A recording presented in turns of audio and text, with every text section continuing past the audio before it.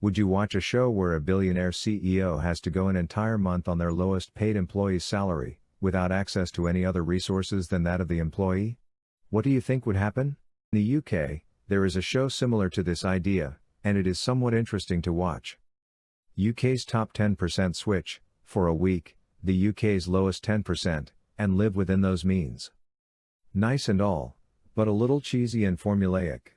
The formula is that the poor people get to spend the rich people's money, which always ends up being buying an iPad or getting expensive classes for their kids, and the rich kids have to play outside for a week, no games or lessons.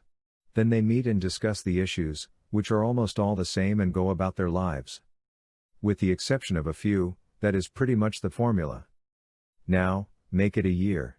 A year that the uber-rich have to live within the means of someone who is, let's say, an employee at McDonald's, or someone who is chronically ill, and having to rely on Social Security, not being able to afford meds, all of it. And make sure everything they have in their normal lives cannot be accessed in any way. Like there was no fallback bank account, no kickbacks from friends, all of it. That would be somewhat interesting. But then, the uber-rich people would just go back to their lives, eventually, and say that was fun. What the UK show called? I'm super interested. It's called Rich House, Poor House. Smile. It's kinda nice in ways because the rich see how much their children can thrive just being a kid, and they sometimes help the less well-off family with starting business, etc. However, the downside is that they don't get to truly live how the less well-off do full-time. Still, watch it if you can smile. My grandfather has a close family friend who started from virtually nothing. Worked his ass off, went to the University of Arizona, became student body president, was offered $3 million in U of A stock, declined that.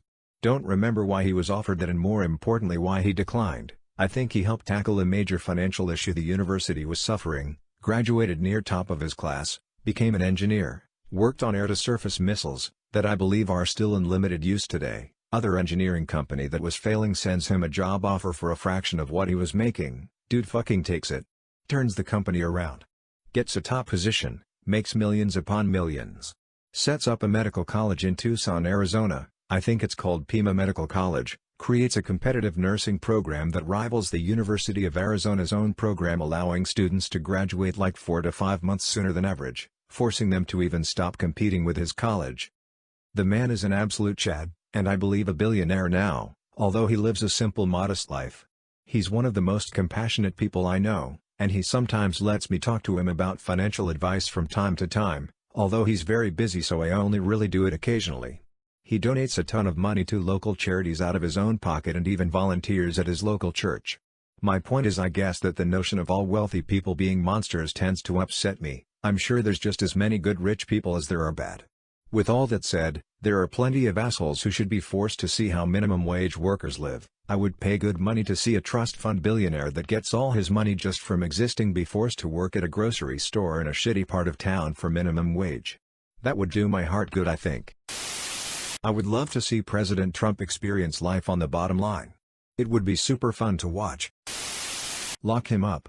Lock him up. Lock him up. Lock him up. Lock him up. Lock him up. Lock him up. Oh yes. It's easy to tell someone they need to pull themselves up by their bootstraps when you've never wanted for a good pair of shoes. I'd like to see how they handle wearing an old pair of sneakers held together with duct tape and threadbare shoelaces.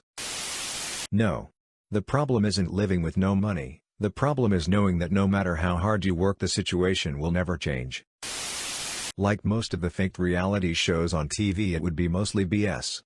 The exec and the crew after a day's shooting would return to nearby hotels, the CEO probably to a high-end luxury hotel where her/his privacy would be assured.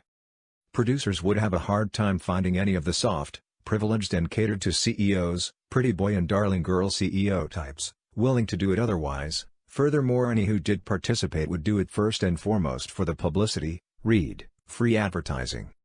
I would not watch even one. The BS and fake nonsense of most reality shows makes me sick to my stomach, and I would not even be curious enough to watch it once. Please like and subscribe for more videos, and give it a big thumbs up so more people can find this channel.